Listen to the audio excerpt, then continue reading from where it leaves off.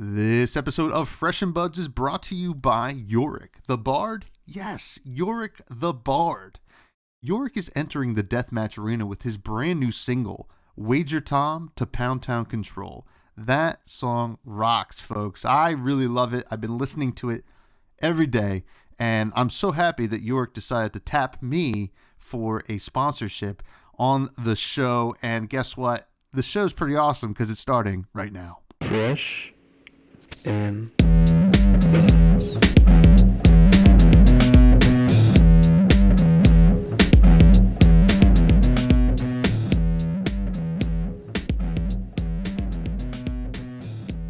All right, welcome back to episode 130 of Fresh and Buds. I'm your host, Tommy Fresh, and you are all of my buds. And, well, we have a very special guest once again on the show. It is Az from Go Again Gaming, from the Living Legends podcast, and from your local pub. It is Az. How are you doing, my friend?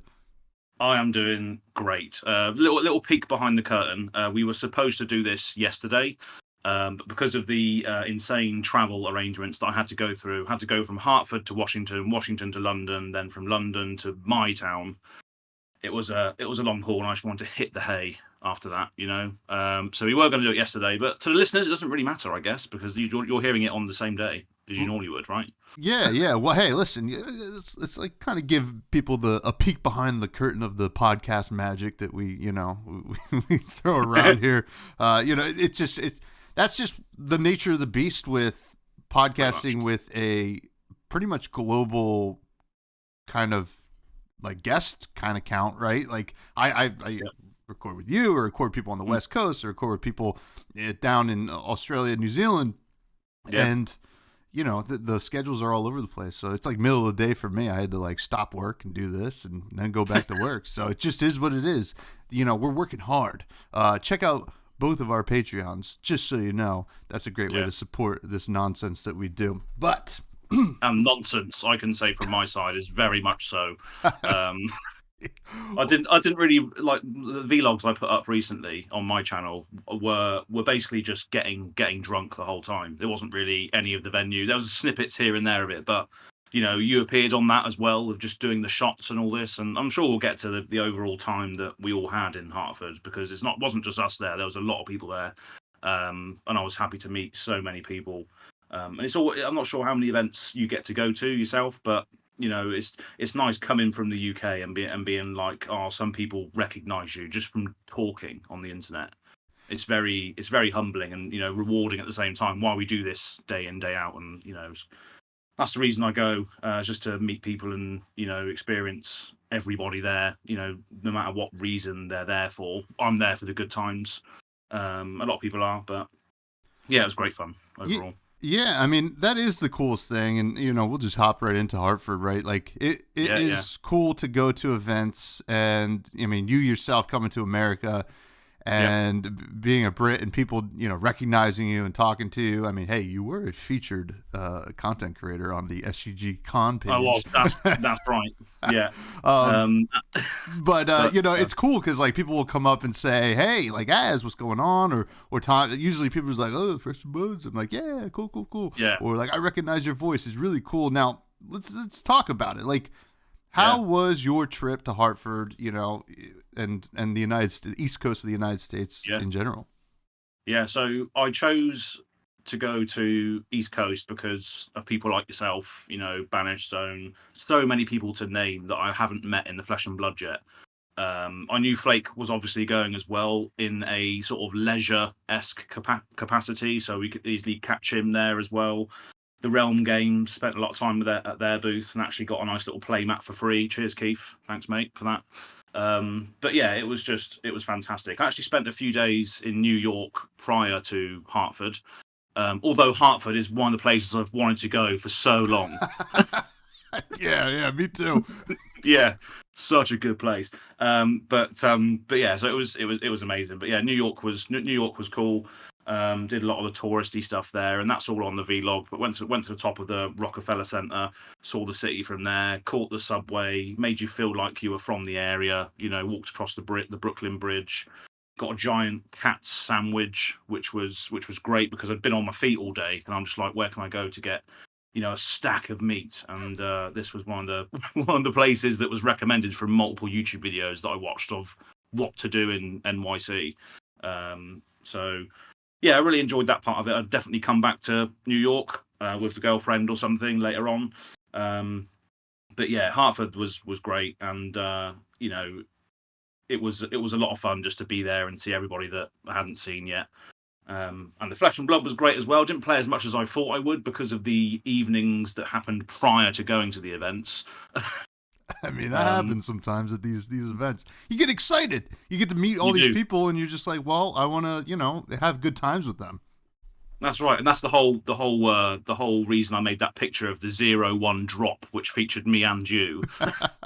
Was just like, right, okay, I lost one game. Let's just go and be happy and do drinks and do this and that. So for me, that's what it's all about all the time. But yeah, we can speak about the general events that were there. Obviously, we had the Ravenous Rabble events. I was basically my mate who couldn't go to this wanted to get a lot of the swag that came with the Hartford, the Brute mat, the what was it called? Show No Mercy.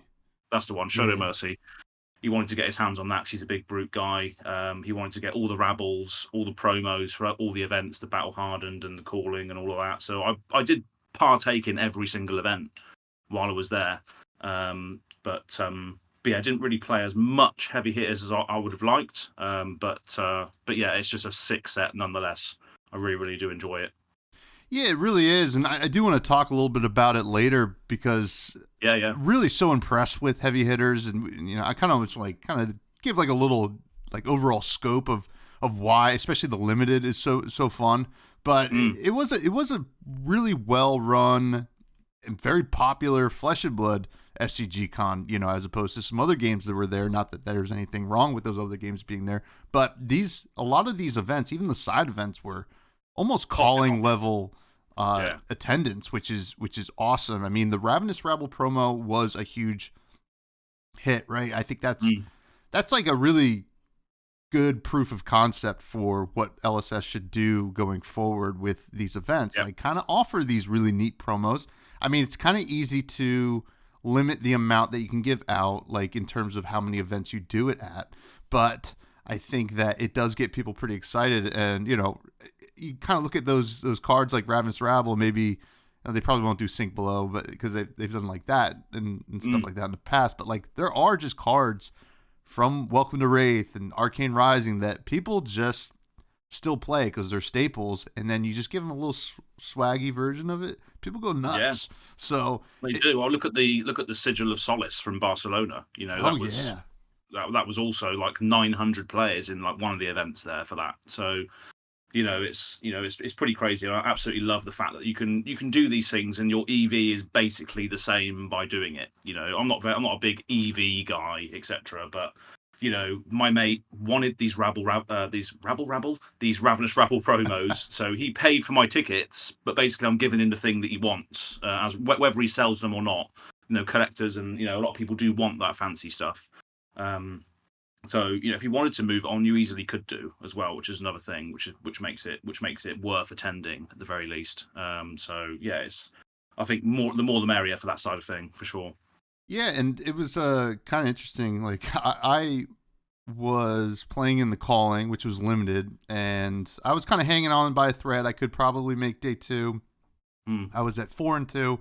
And then I lost my third game, which kind of like almost kind of kicked me out. Like I think some X3s made it to day 2, but it kind of kicked me out of contention for day 2 because I think it was top 64 players.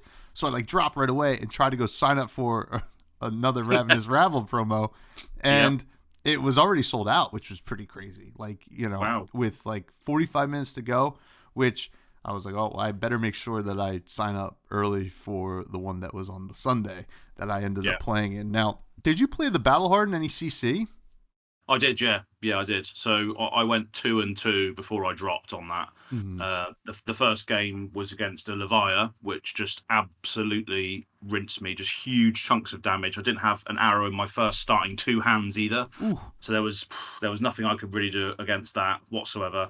And the thing is, as well, is Levia, surprisingly, well, not surprisingly, she's always had ridiculous armor, which is if you've taken so much damage, like the first 2 turns from a Levia game, you can sometimes. Well, you can't. That's what I'm saying. You can't get back into it because they can just chuck in the carrion husk. They can chuck in the helmet. Now the gloves, which block for 2, and the scabbies that all block for 2. So what's that? 12 armor on board. Yeah. So as an Azalea player, that is really hard to get past if you've taken those first 2 turns off, basically, because they can just block with the husk. They don't care about the blood debt on that. They'll just continuously chuck huge chunks of damage at you, and I just couldn't really do anything to really come back from that. So that was a rough start. But then I got 2 wins after that. One was an Azalea mirror. And the funny thing is as well, this event, I tweeted it out recently. I said I'm going to bring Death Dealer and Sandscour Greatbow with this weird list that I was trying out. And funnily enough, both of my wins were with the Greatbow. The Azalea mirror, I opted for the Sandscour because there's just more selection with that bow. You can look and see at more of your deck, and against an Azalea, you want to be the one to hit the red and the ledger first, because if you do, then your foot is definitely on the gas, and that seems to have worked. And then after that, I played against a Dash, similar thing. Used a great bow because I want to selectively get things like red in the ledger, and another card that doesn't really see much play. It does in Sandscour, but obviously a lot of people are on Death Dealer at the moment. Is Immobilizing Shot, which is like a mini red in the ledger, which has to have the aim counter on it for it to work. But luckily, Sandscour puts it on there when you activate Azalea or put it in from the top of your deck. So that was also really good against Dash. And Dash is a hard one as well, because I imagine this is probably what's going to happen with a lot of the heroes going forward, is when you sit down against a Dash, you don't know what type of Dash it's going to be. So that's one thing I've discussed a lot of in the past, is you're going to have a lot of hero ways to play each hero soon with the more the card pool expands. But luckily this was an aggro Dash, so I just managed to find the right things with Sandscour to kill that game off. And then I'm just reeling out my matchups because I went 2-2, so I might as well. And then the last game was against Dromai, who managed to do a Rake the Embers turn 1 for 3 Ash Wings, and then another Rake the Embers the turn after for 6 Ash Wings. Azalea doesn't want to target those Ash Wings. Didn't see the poppers when I needed to sort of close off the chain, so a lot of damage leaked through. And when I had the ability to potentially get into a game with a dominated Red in the Ledger or dominated Sleep Dart, they had things like Sand Cover in the arsenal, followed by a bloody Sink Below from hand. So that was all blocked out. So yeah, Dromai's a hard one anyway. But yeah, it's 2-2. I'm happy with that to drop and then go play some other things. But that's how it went. Yeah. In general. I mean, CC is kind of like the Wild West right now. It kind of looks like it's a brute meta, which is, I mean, who would have thought? If you told me a year ago we'd have a brute meta, I would have said, "As you crazy, get off this podcast." Absolutely, But it looks like, I mean, Yuki had a great day at the Battle Hardened, I believe, going just undefeated with KO. Which, that's right. 11-0, I think. Yeah, 11-0, crazy wins. Obviously, Yuki is one of the best. She's the Terminator, basically. You know, watching her play is so impressive. Now, you know, I would have thought that maybe Levi would have been the better brute, but KO really is something that is just so powerful. Like, and Cast Bones is a real a hell of a drug, dirty card. I mean, let's talk about this. Yuki goes 11-0 at the Battle Hardened with KO, right? In the calling, I forget who did it, but there was a player who had a sealed pool with KO that went undefeated. I think it was 27 virtual 6s, so 5s and 6s in the deck, 2 Cast Bones, one of them rainbow foil, and then 1 miss, I believe. And I mean, clearly went 8-0 or whatever it was that day. Like, I mean, that's insane. Now, I heard that that person got deck checked quite a bit, and the judge was called, but it was real. I mean, it is possible, but it's amazing that it would happen at a calling. So you like almost guarantee day 2. But KO's crazy. KO's crazy, but I like KO. You know why? What was that? KO gets buffed power and attack, and gets go again a lot, and that triggers all my Riptide traps. So I like to kind of mess around with that. So I was looking at Rhinar for a minute, for the new CC meta. Now I'm like, maybe I step back if maybe Victor's not that popular, because Riptide's really tough into Victor. Victor's annoying. Let's just say it. Let's put it out there. Victor, annoying. I mean, I heard his face. Just that punchable face. And I love the fact that the artist that did Victor as well was given that brief. That's fantastic. Just get a punchable face. There we are. Then that's all we need to work with. But yeah, that was really cool. Did you play much CC that weekend, or? I only played one CC event. I played the Rabble one on Sunday. I was going to play the Battle Hardened, but I had not really tested enough, and I felt like I could get more enjoyment out of playing the 9 a.m. sealed that day, and then playing the classic constructed Rabble event. I ended up going 3-0 in the Rabble event. Now, I did pair into 3 of my best matchups with Riptide, which was Viserai, Katsu, and then Fi. So, I mean, nice. I would like to continue to run into those, but I think Guardians will be popping up. But hey, we'll take the Brutes too. But CC is an interesting place. I'm really interested to see where it goes from here. This was the first big weekend, actually it was the first weekend of Classic Constructed. So yeah, who really knows? Now, as I do want to talk to you about some of your favorite cards from Heavy Hitters. We've had arguably 2 weeks with the set, pre-releases and this past weekend, the release weekend. Mm-hmm. Let's talk about your fresh faves for Heavy Hitters. First of all, sounds good. Who's your favorite hero out of the set?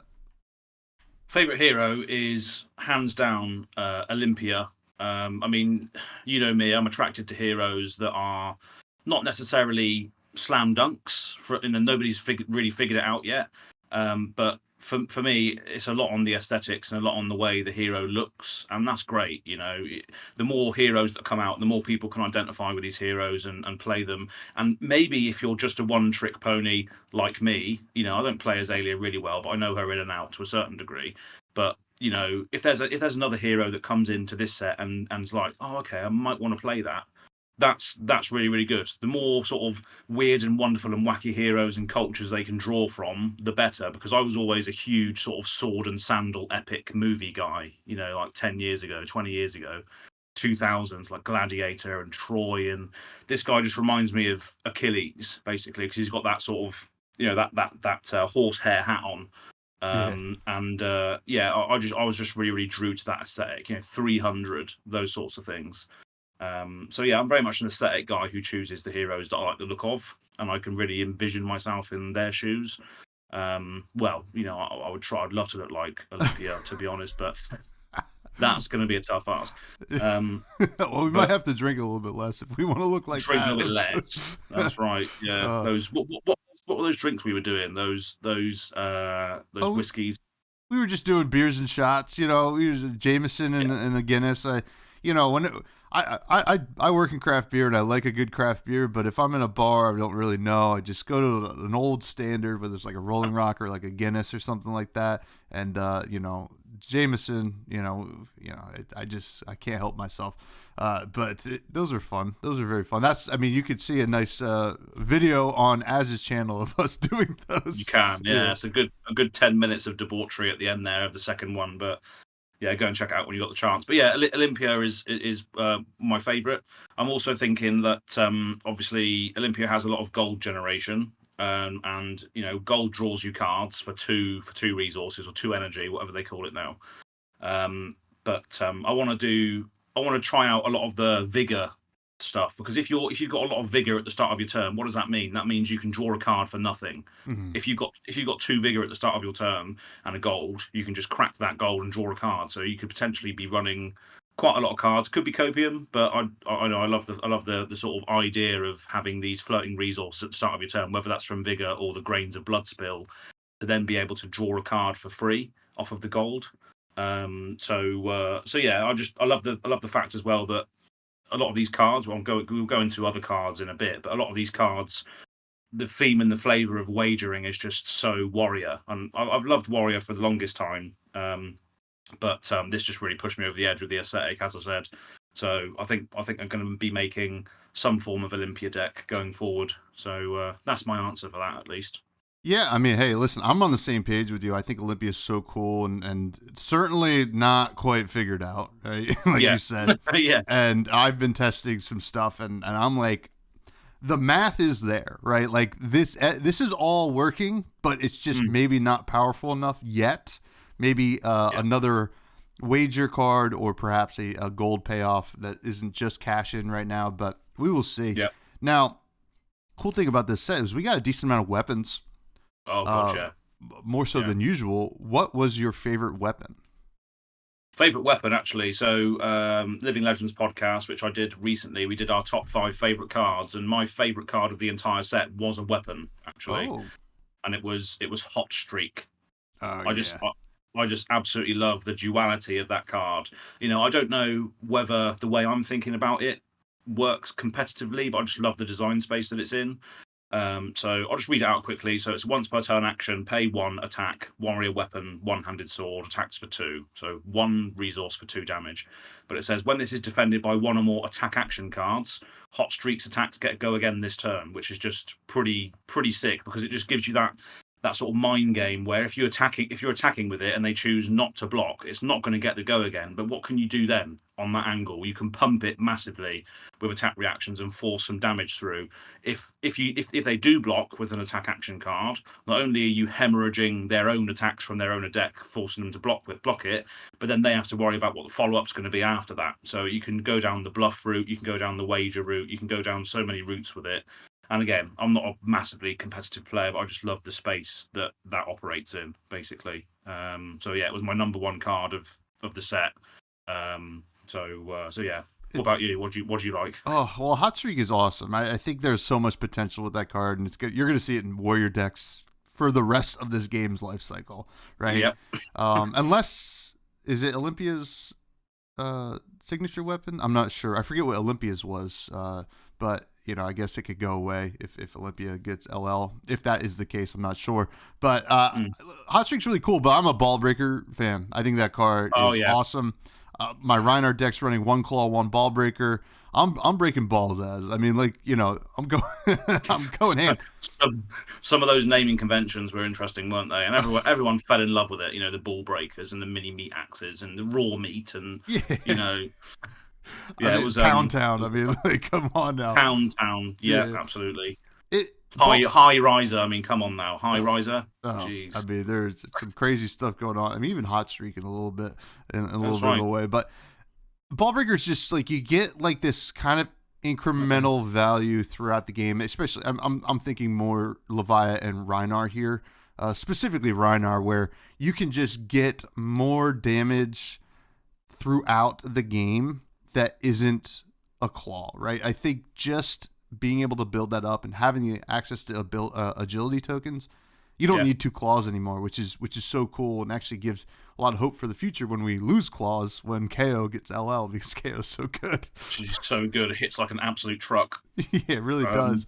So I'm a big fan of Ball Breaker. Now, equipment. You mentioned one that I really like. Is that your favorite? The Grains of Bloodspill? Yeah, I think so, because Warrior tends to have a lot of blues.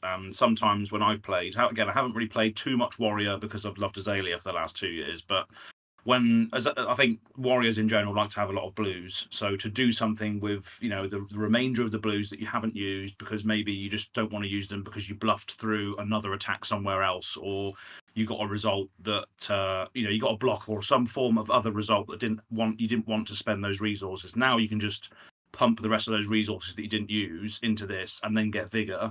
As an Olympia thinker, because I obviously love an Olympia, I've said it earlier on today, you know, that can translate into just utter card draw on your next turn if you just pump that into the gold. So yeah, I really, really do like it. Just giving the Warrior the extra things to do with the resources, because they tend to run a lot of blues, is just pretty sick, to be honest. And it looks awesome as well. Izuwadi is a fantastic artist, so that also helps my decision a little bit.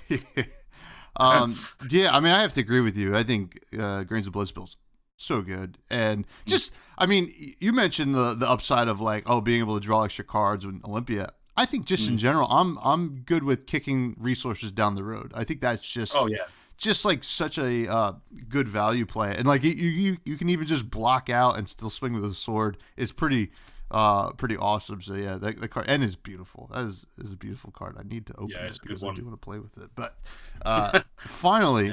As what's your favorite run of the mill card of the set? Your non-attack actions, your attack actions, reactions. Or we didn't get any defense reactions. We got blocks. We got blocks and instants, didn't we? Yeah, mainly. And I would say again, going on the warrior train, my favorite cards of this set. Again, it's more from a thematic sort of flavor. Is the cards that say.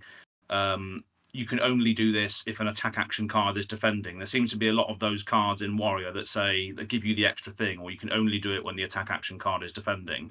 I just love the flavor and the theme of that, because you basically want to be, as a warrior, you want to be in combat. You want to be engaged. There's a lot of engagements in this, like fatal engagement and agile engagement, vigorous engagement. You want to be engaged in combat with the other player. So if they're blocking with attacks, that means that you can then get loads of extra value out of the fact that they are blocking with attacks. And I just love that. I love that sort of theme and flavor of it. So yeah, anything that says play this only if an attack action card's been defending this chain link. Target attack gets +4, 5, 3 with fatal engagement, agile engagement, vigorous engagement. I just love all of those cards just because I love the theme and flavor of it. I don't know how good they will be, but that's my pick for the mechanics, I'd say. Yeah, I mean that is it makes blocking really hard, right? You're just like, exactly. Do I care about the agility? Do I care about the vigor? And we're going to talk about the mechanics a bit in general too, like how kind of brilliant they are, and especially for gameplay. Yeah, but those cards are awesome. And I got to say, I tweeted about my favorite card of the set, or my early favorite card of the set already, but that's up the ante. I think. Oh yeah, that good. Card is nailing it on power level, well, art. I love the art. I also love that it feels like you're doing the thing, and the Flesh and Blood's pretty good at that as well. But like it feels like, I am upping the ante. I was like, look at all these things I want to throw onto this attack. It just feels so good. It feels terrible when you get it played against you.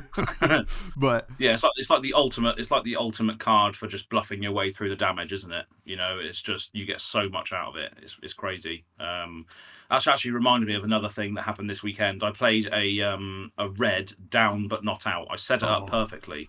It was one of those cards as well that I would say probably one of my favorites, because I played it very well against a guy. Where he had a lot of the pressure on me, but I was just continuously blocking, knowing that this down but not out was in my arsenal. So when I did, when I was allowed to play it, he was just like, "Oh god damn, here it comes!"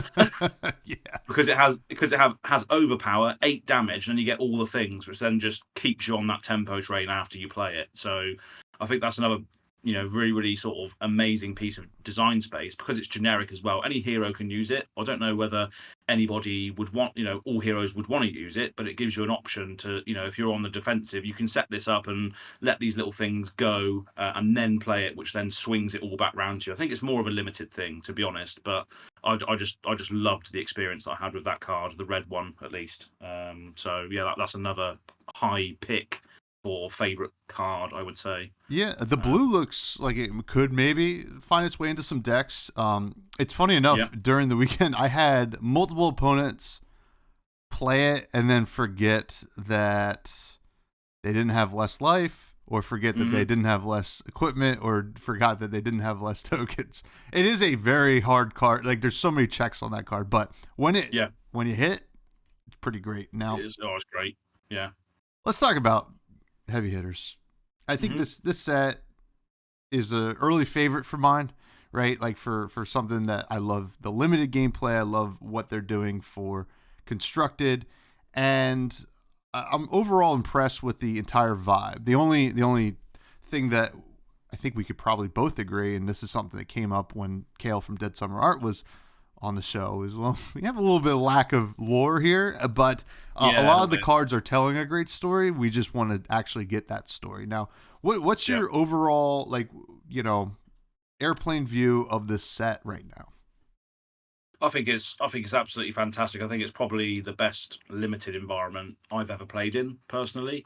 It's every deck feels like they have agency over something else, whether it's overpower through Betsy or attack reactions through Warrior or just outright ruck value from the brutes.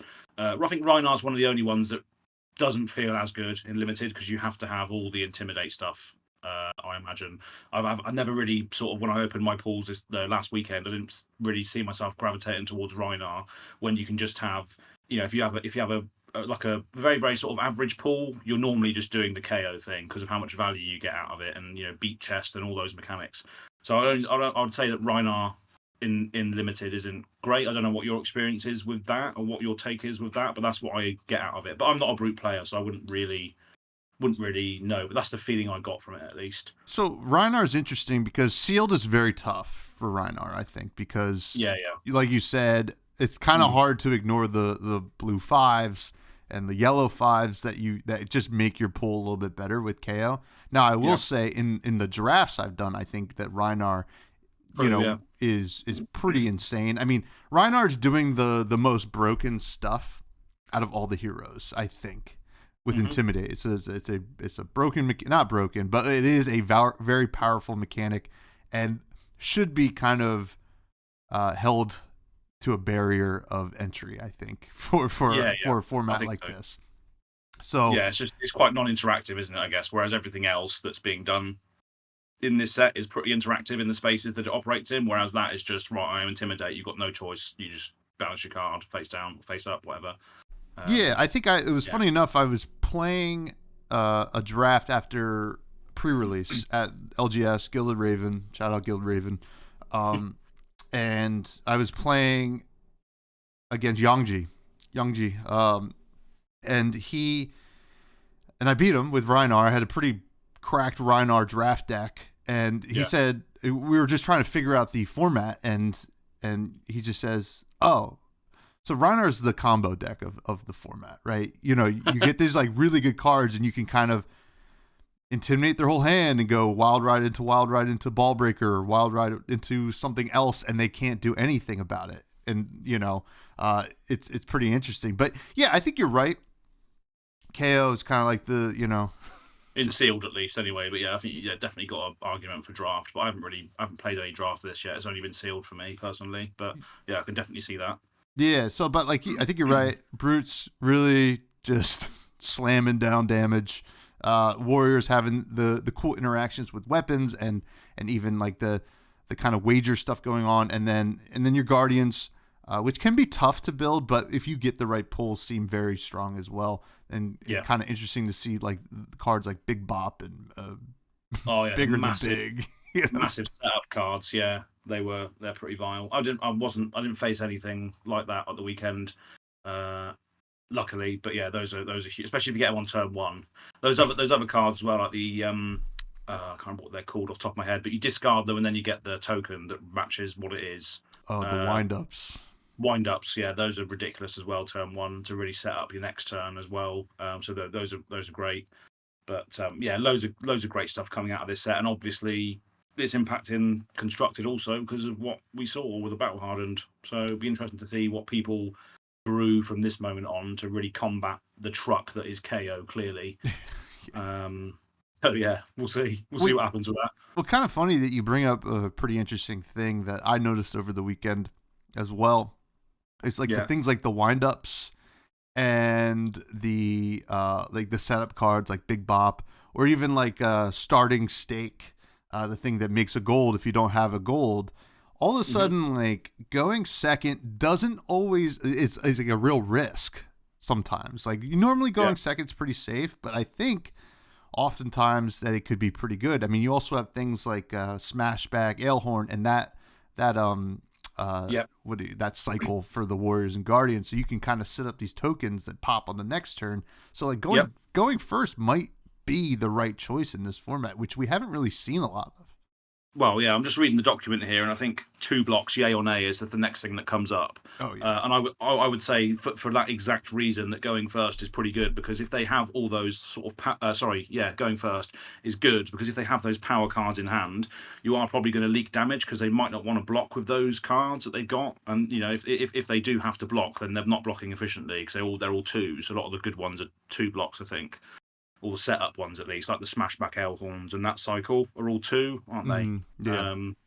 So yeah, I definitely agree with that. I like 2 blocks. I like the fact that, well, in the past I haven't really obviously played a lot of Rangers, a lot of 2 blocks there, but in this particular format, I think it makes blocking a lot more engaging. To try and cover those breakpoints, you have to then really think about what your blocks are and what you can crack back on the next turn. So I do think 2 blocks have a good place in this sort of heavy hitting format where it's just big attacks and big large numbers. So I would definitely say it's a good thing to a certain degree to have a lot more 2 blocks, because then you're forced to block with attacks as well, which are obviously 3s most of the time. You have to block with your attacks, which then they're destroyed. They go to the graveyard, so you can't actually use that attack again most of the time. So it just makes it a lot more interesting where you choose to block with attacks. And again, the warrior cards that say if you block with an attack, it gets extra value. There's a lot of cascading things that work as a result of that. So yeah, I definitely think twos are good. Yeah, it was kind of interesting. The one common thing I would hear, like throughout the weekend, was like, "God, there's so many 2 blocks in this set. Come on, why are they doing this?" Well, it's like that's the point, right? Like that we're creating a real cost to like blocking, and not a cost to blocking, but a cost to power in a card by having less block value. As a Ranger player yourself and a Brute player myself, I understand that anyway, right? Like some Brute cards just don't block at all, and exactly, and it's kind of interesting to see, people kind of feel that, right? And then it makes you evaluate cards a little bit differently, because you're like, well, this card isn't great, right? But it blocks 3. Exactly. I kind of take that. So I think that's... And another thing... Another thing that balances it out as well is that there's a lot of equipment in this set. So you normally... I think every sealed pool I had access to this weekend, I had a full set of equipment in it. So you do have those conditional blocks on those equipments that can sometimes block for the 2 or the 1 that you need because you've got the token out. So again, that also makes all of that design space just better, because if you have the tokens out, you can then block more efficiently on the turn when you're getting attacked back, etc. So yeah, that's also another thing to consider as well. There's a lot more armor that you can use in here. Even the ones that are really ultimately designed for UPF still block 1, because you still have the opposing hero that's on more life than you. You can still leverage that a little bit with a 2 block to block a 3 or whatever. So there's always that as well to think about. It feels like old school Flesh and Blood when we had to think about our Arcanite skull caps. Oh yeah. Yeah, I mean, I think the 2 blocks it's really cool how they kind of leverage them to kind of create that interesting combat math for the set. Now, I want to get your take on the 2 major mechanics, Wager and Clash. Now, Wager, so first of all, first time we saw Wager in a way was Swing Big, right? But not really. Pretty much. Yeah, that's right, pretty much. Wager's so interesting. I love that you get a choice. You don't have to wager, but you can also be like, hey, take it or don't, or you can get the thing. And when you're wagering like agility, what are they even going to do with that half the time? So what's your take on Wager? Do you like it? Is it too swingy, or is it just swingy enough? I think it's just swingy enough. I think it gives warriors, especially the Olympia that cares about Wager. This is another conversation entirely with regards to whether printing heroes like this with mechanics that only matter from the set that they're in is that a good or a bad thing? Because Olympia obviously cares about Wager cards, but what are we going to see now? Are we ever going to see Wager cards again? And if so, where are they going to appear? Because James said that there is a card available for Olympia that's coming, that's a gold payoff, but we have to wait for that. And then after that, what happens then? I do have some negative thoughts on mechanics that are unique to the certain set and the certain set only, because when are you going to see those cards be printed again? You've only got one product to use them in, basically. But yeah, I mean, it's one of the things that I want to ask Brian when he comes on, how you sort of balance that, because again, you're not going to be able to use these cards. You're not going to be able to use any other cards from other sets, because then they're not going to have wager in them. So you have to work with what you've got for the longest time, like Betsy and Olympia. You're not going to see much wager at all going forward. So it's quite a hard thing to balance, I think, printing new heroes with mechanics from that set and that set only. That is tough. That's something that I didn't even think about, right? Especially like mostly thinking about Olympia. Betsy seems to have. I mean, the chapeau kind of puts Betsy in a great position to kind of continue to wager. And maybe you don't need to print a lot of wager for Olympia if you print the gold payoffs, but you still need to kind of like give him good enough wagers. Like up the ante's excellent, but the rest of the cards are good, but like not the best. So I'm interested. I guess expansion slots are just where it's all going to be, and you know, I'm not really sure, but yeah, that's a great point. Now, what about Clash? Clash is an interesting one. I mean, it kind of harks to the old Magic the Gathering mechanic, but you know, they put it on blocking, which was kind of cool, right? You know, like, hey, I'm trying to defend. Let's see if I'm better than you. Let's see if I'm stronger than you. If I'm stronger than you, I'm going to get a little bit of an edge here. So, what was your thought on Clash? Yeah, I think it's a pretty fun mechanic, but again, I don't know if it's going to have much relevance in. Well, I don't know how much relevance it's going to have. We haven't seen. Did we see any victors? And in the top 8, the Battle Hardened, there wasn't, was there? No, but there was one playing to get into the top 8. I believe they lost, but the deck is good. You know, from what I've heard, it's a good Guardian deck. Goldim, I've heard it being called. He's back. Goldim, here we go.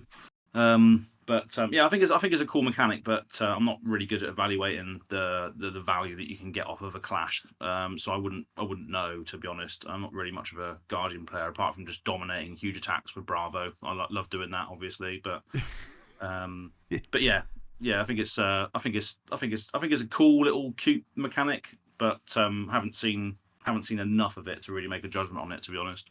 Yeah, it's kind of interesting. I think Brute and Guardian will be using it the most. Obviously, I mean, we got a generic one that clashes, but we'll see if that really even makes a splash in any other kind of class deck. But you got to sideboard some of that out, right? I know that Yuki was playing some Clash in the KO deck. I think it was Clash with Might or maybe Agility. I forget the yellow. In the sideboard, right? You got to board that out against Guardians and stuff like that. The cool thing about it is it gives you some information, especially in limited. Like you Clash and then you know it's on top if you're playing like Bare Fangs or Wild Ride, so that you can kind of mitigate some kind of risk there. Yeah, I didn't think about that. Yeah, I mean that's another thing as well that I think they're looking to try and explore more of is the information side of it, because like the Seduce Secrets card, for instance, you know, that you just look at the opponent's hand and then you draw a card if he's played from Arsenal, if I remember correctly, or something like that. But I think getting information out of someone is also could actually acquire a lot of value, because you know what you're going to be getting hit back with on the next turn. So therefore, that allows you to construct your turn. If you can somehow look at the opponent's hand to know what they're coming back with, especially if you're one of these people that can calculate the point for point value on each card and all of this. I think that information side of things. If there was a hero that allowed you to look at, well, there's Arachne, but I'm talking about the hand. You know, with the crackback turn. If there was something that allowed you to look at the hand more often, that could be quite cool. But you can definitely see them trying to do more things with revealing information, but I just don't know how good it is, unfortunately. Yeah, and I think one thing that I did notice, at least in the limited sphere with that mechanic, was it was kind of cool to Clash and then be able to make a decision on my turn whether I should crack the gold or not, because if I'm not going to draw another blue, I'm not going to really get a lot of great value. But so there's some it kind of all worked, which was really nice, and I think that's like kind of the genius of heavy hitters here. But Yeah, the more you talk about it, the more things that goes for it. Like exactly what you said there. You know what your card's going to be. So if you can crack your gold pitching a blue, you know you're going to draw that red on top with one floating. So you know you're going to be able to do, a bit more with your turn. Yeah. And again, that's why revealing information is so good. So yeah, that's a good idea. Good point as well. Yeah. Well, I mean, to wrap it up with heavy hitters, I think I think we both agree it's a lot of fun. I'm really excited to draft it more for sure. The sealed has been great. Sealed, we don't get a lot of great sealed formats in Flesh and Blood, so pretty happy with this one. And yeah, a lot of people were running piles back in Outsiders days, weren't they? I didn't really see that too much here, No. So that's good to know that people are trimming the fat in their decks and really just going for the optimal side of it rather than just, this is my pile. I'm going to present my pile and hopefully I can fatigue you and all that. So, and like tech load fatigue and all that garbage, doesn't exist in this from what I've experienced at least. So. Yeah, not at all. I mean, some things can fatigue. I mean, I guess like Olympia could do it, but like even then, you're just playing like some really probably bad 2 blocks, so it makes it like pretty hard. So yeah. Now we do have listener questions because obviously you are well loved in the community, and people look forward to you coming back on. Cheers, buds. The Buds Discord is the best place to hang out and also submit listener questions for the show for any future guests. Which I'm sure Az will be a future guest as well as today's guest. And let's start off with Azor, who obviously, hangs out in both of our Discords. Does indeed, yeah. Simply writes 42 ? Coffee ? I keep forgetting what this 42 thing means. I think I know it's an internet thing, but I always forget what it means. I think it's Hitchhiker's Guide to the Galaxy. Wasn't that like the answer to the meaning of life or something like that? Was 42, and then nobody knew what that meant. Oh, okay, yeah. Well, the meaning of life, yeah, absolutely. Coffee is probably the meaning of life, if that's the follow-up question. But I didn't actually have much coffee at all when I was in the States, to be honest, because I was drinking so much that I just needed water the next day. So I spent way too much money in the convention center on those tiny little bottles. Oh yeah. So yeah, I should have just brought a big bottle. I'm not sure if there was a place you could fill up your water bottle in the venue though. Was there? There was a water fountain over by the women's bathroom. Damn it! Yeah. God damn it! So I could have saved like $30 maybe because those bottles of water were like £2. And every time I asked, "Oh, can I have a bottle of water, please?" They was like, "Huh? What did you say?" A bottle of water, please. I should have just pretended. I should have just been like, "Oh, I'll have a bottle of water, please." Bottle of water. That would have worked. But every time they were just like, "Huh? What did you say, you big dumb brute?" Basically. Well, it's kind of funny. Sometimes when I'm away from like New Jersey, the Philly area, because sometimes they'll slip out because people around the South Jersey, Philly area will go call water, not water, and water. I'll say, "Oh, can I get some water?" And like. I remember I was in Kentucky last fall, and someone was like, "What?" I was like, "Well, it's water. I'm sorry." Water. That was brilliant. Next comes from Greg, aka Dark Prentice, who we got to hang out with this weekend. Of course, we did. Yeah, we did. Yeah. I'd love to know what type of citrus fruit is Haz's favorite to eat. Do you want to explain this story? Yeah, so basically we're in Bear's Smokehouse Barbecue, which is like this restaurant smokehouse close to the venue. We all went there for drinks and food after the day had concluded. I think it was Friday night, wasn't it? Bear Smokehouse. So we all went there for some drinks and some food. And I thought I had ordered food with everybody else, but when everyone started eating, like there I was with no plate. And I thought, what can I eat that's just hanging around here? And the little sort of tumbler glasses come with the lemons on the side of them, like a little thing like this. So I was just like, I should have that. Just bit down on it.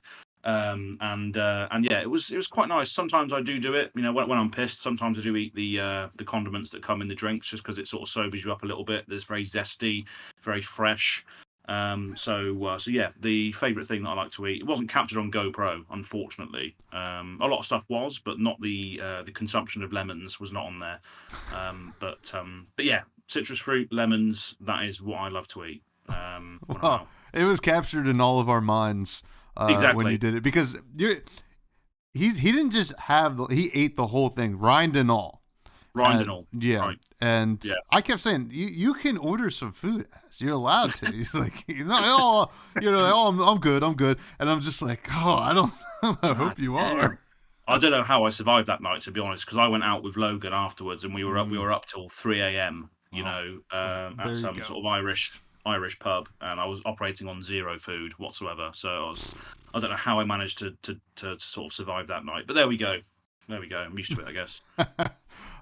Sigma asks a couple different questions. Did Chaos land, or did Chaos? Oh, Chaos maybe. Chaos. Yeah. Chaos landed at the Hartford as it should.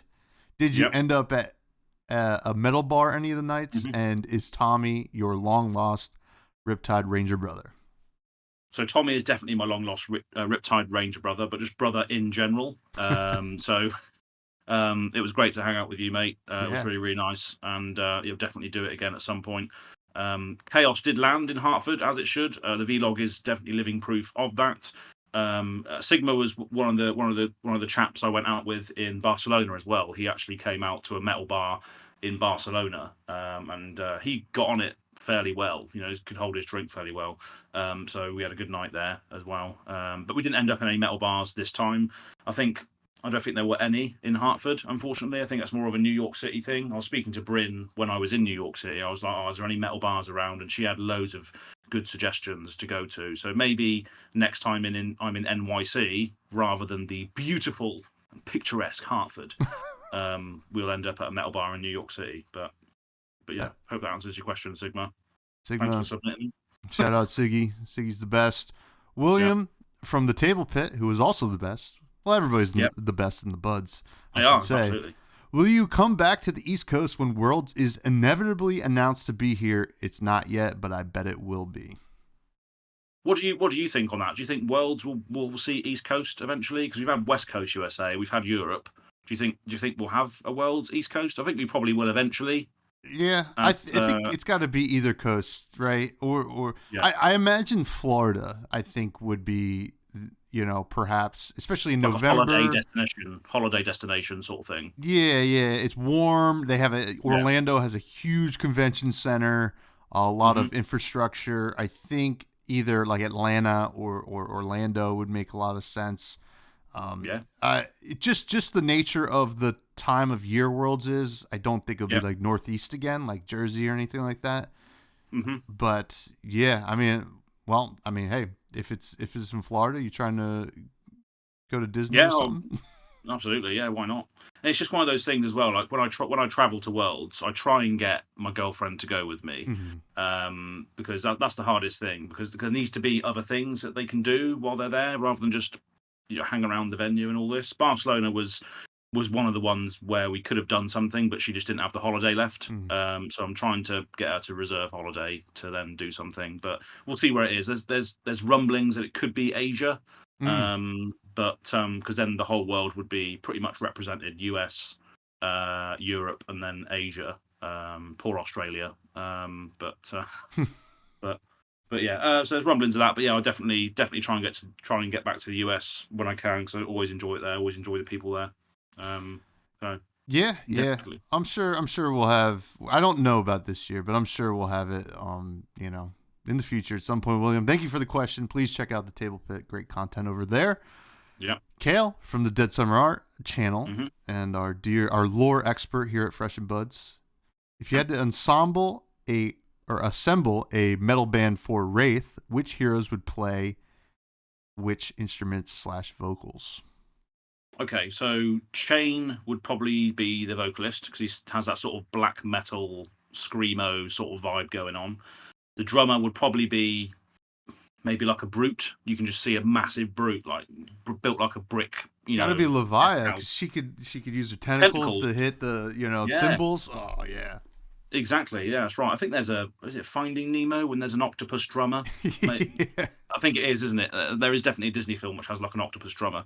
And then I would say Azalea wouldn't have to be in the lineup, because it needs to be, I reckon she's like a guitar player or bass player, but also does backing up vocals as well. And who else? What would you pick?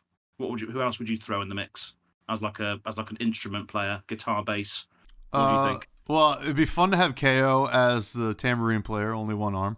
That's right. Yeah. Although, I think it was Def Leppard had a one-armed drummer. Yeah. And gosh, I mean, I think Riptide would be a great bass player. Just kind of, he's got that bass player vibe. He's not everybody's favorite. Like, he's not everybody's favorite band member, but the people that like the bass player really like the bass player. Really like him. That's right. Exactly. And then Kale also asked, if Azalea is your waifu, does that mean that Olympia is now your husbando? Absolutely. That's a sandwich I'd love to be involved in. But yeah, I mean, yeah, Olympia is definitely aesthetically pleasing to me because he's just like the absolute manly man that I always grew up watching on movies. They're always ripped in like Zack Snyder's 300, Brad Pitt in Troy, maybe not so much Russell Crowe, but he looked great back then in Gladiator.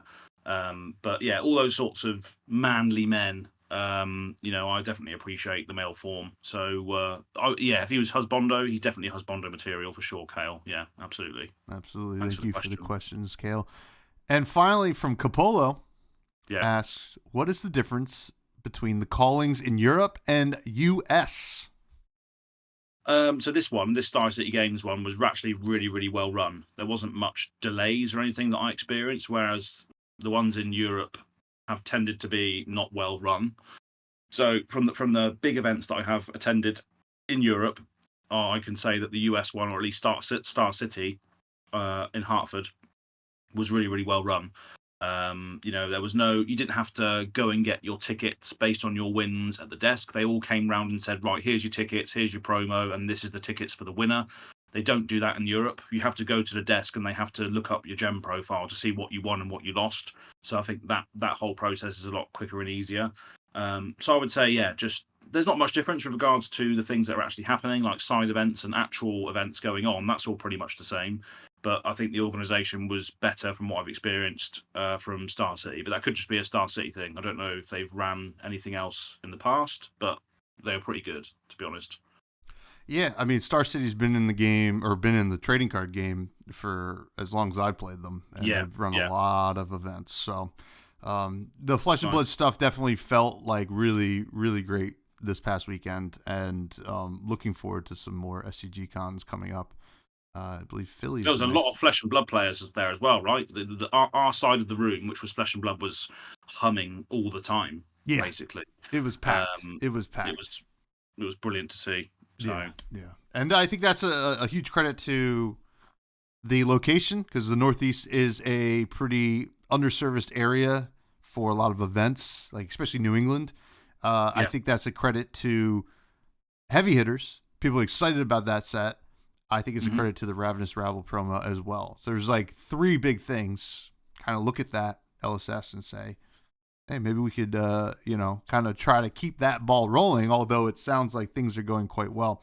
Gotcha. That's all the listener questions. Then again, or yet again, please check out the Buzz Discord. It's a great place to hang out, support the show, yada, yada, yada. As you're the best. I loved hanging out with you this past weekend. I wish, to be honest, I wish we got some more time together, but a lot of games to be played and it's always the case. You never have, unfortunately, you never have enough time to do things in those events. You're always, either playing, running around, doing things, experience things, and it's only like the little bits in between and after that you get to see the people that you're there for, really. Which is why I played some games, yes, but then I did drop as much as I could just to hang around with people. Even if on mainly Saturday I was basically a mute because I was so drunk from the night before. That's just what happens, I guess. But yeah, it's just a good time all round, and definitely would do it all over again. Absolutely. Another time. Absolutely, and you're somebody I met very early on in this content creation game. And it did mean a lot to be able to finally meet you in person, and I'm happy that we're still buds and hopefully continue to be so, and maybe find a metal bar together. I'm not a metal fan, but I will go to a metal bar. But the energy's good in there. You can appreciate the energy's pretty live in there. Of course.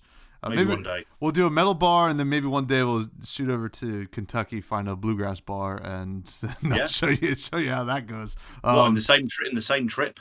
Oh, that'll be a lot of fun now. Pure polar opposites. Absolutely. Yeah. Can you please, my friend, plug everything that you got going on, which is a ton at all times, because you are nonstop. I'm nonstop, yeah. So all of my raw thoughts go on Twitter. So that's Go Again Gaming AZ. That's probably where I post a lot of the stuff these days, whether it's taking L's in at 30,000 feet. Not sure whether you saw that, but yeah, I did. My ticket said 43L, and I was like, oh, of course I'm going to have L's in the air. But Twitter's a good one to really get to know me to a certain degree, because all the raw thoughts go there, and don't really have much filter. It all just comes out, right? So there's that. There's YouTube, which is Go Again Gaming on YouTube, and then we've got Discord, which is if you go to goagaingaming.com, all the links to all of that stuff and ways you can support the channel and all this will be on goagaingaming.com. So that's all on there. But yeah, that's pretty much it. I appreciate you getting on with me today and just chatting about all the stuff that we experienced. It's been great, and we'll definitely do it all over again when the time comes. Oh yeah, I can't wait, my friend. Please check out everything that Az has got going on, which is all great stuff, and I think most of you know that anyway, but please check it out if you don't know. Now you can continue to find me on Twitter at freshbudspod. You can check out the Buds Discord. Please check out the YouTube, like, comment, subscribe. Trying to make a little push to 1,000, hopefully. Leviah cosplay is still coming. Unfortunately, life has been a little crazy. I wanted to try to get it done for Hartford, but it's just very hard right now. But when I get life sorted out, we're gonna get that sorted out. And then the Patreon is back up and running. Nice. Just one tier, a cup of coffee or sugar-free energy drink a month. To just kind of support what we have going on here. If you like what Fresh and Buds does, please check it out. And finally, as I know that you traveled to the States, I always like talking about food. Yeah. You went to Katz's Deli in New York. What? That was the answer. Which sandwich did you get? Did you get pastrami or corned beef? Pastrami on rye. Yeah. Oh, yeah. It was absolutely massive as well. It was like this. Oh, yeah. It was crazy. When you went to bite into it, all the meat fell out and it was just everywhere. And that was exactly what I needed after walking around New York City since 8 a.m. I got to Katz at like 2-3 o'clock. So I just really needed to just sit there and munch out. And it was one of the things that you Google on the internet. What do you do in New York? What's the best food there? That comes up as one of the most historical places as well, at least. And rightly so, because it was absolutely humming in there. People were just ordering left, right, and centre, pure busy. And it's exactly what I thought it was going to be. So that's definitely my food choice this week. Oh, yeah. Katz's Deli. Sounds good. And unfortunately, what doesn't sound good is that we don't have time for Charmer this week. And maybe we'll get to him next week. Yeah. Thank you, everybody. Please stay fresh.